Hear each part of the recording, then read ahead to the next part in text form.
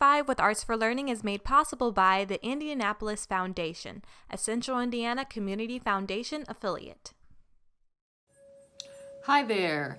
Thank you for tuning in to Take 5. My name is Manon Voice, and I am a teaching artist with Arts for Learning Indiana. And I'm excited to share with you today my Poetry and Mindfulness Neighborhood Walk activity. Before we get started, please take a moment to either share this post or tag a friend or both. And so, before we get started with our activity, we are going to create a framework for what we're going to be doing. So let's start with some definitions. What is poetry? My favorite definition of poetry is the practice of putting the best words in the best order. You can say that with me. Poetry is the practice of putting the best words in the best order. And what is mindfulness? Mindfulness can be stated as non-striving, non-judgmental awareness. And you can say that with me.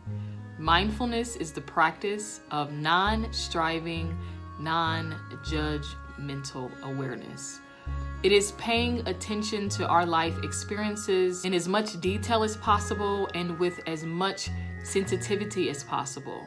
When we pair poetry with mindfulness, we expand our creative imagination, we provide ourselves with a creative outlet, all while supporting our essential well-being.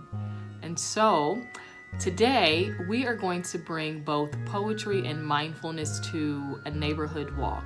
And so before you get started, I would encourage you just to maybe grab a little notebook. And so I have this with me here, and a writing utensil. So I have a pen. It could be a pen, a pencil.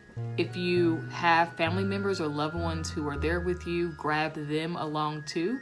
Maybe bring some extra pieces of paper, and let's go on a journey together where we are going to be bringing poetry and mindfulness to a neighborhood walk. There is so much life happening right outside of our doorstep.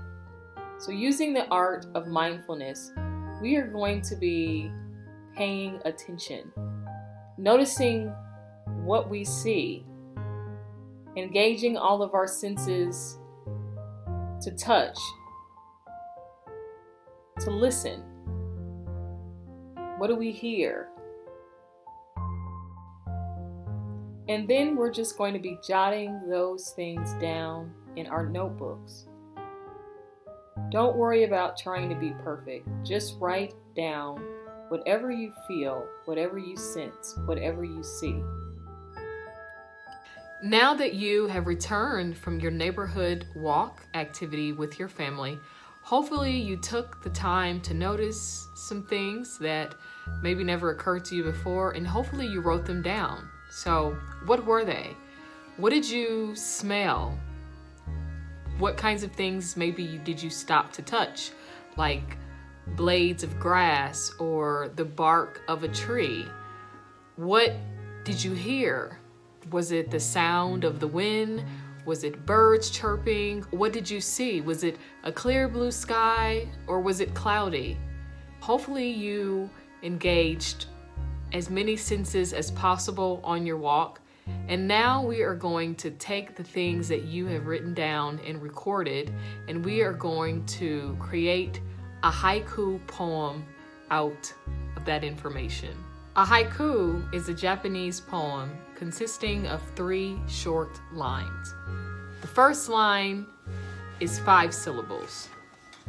The second line is 7 syllables, and the third line is 5 syllables. And so I'm going to show you the haiku that I wrote from my walk.